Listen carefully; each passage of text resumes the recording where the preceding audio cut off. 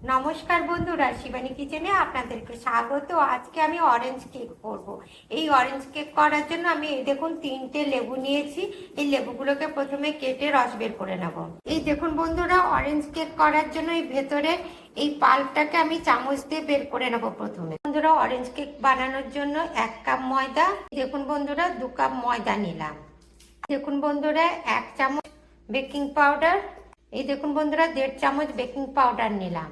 একটুখানি baking soda নিলাম, দিয়ে এটা আমি চালিয়ে নেব। দেখুন 100 গ্রাম বাটার নিয়েছি। এবার এই দেখুন 100 গ্রাম এর মধ্যে চিনি দিয়ে দিলাম।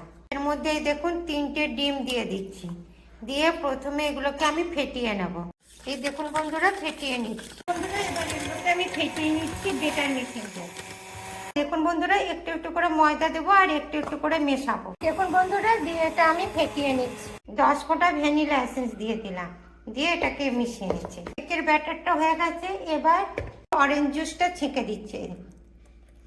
দেখুন বন্ধুরা দিয়ে এটা আমি ফেটিয়ে নিচ্ছি। এই দেখুন বন্ধুরা এই বাটিটার মধ্যে বাটার লাগিয়ে নিয়েছি।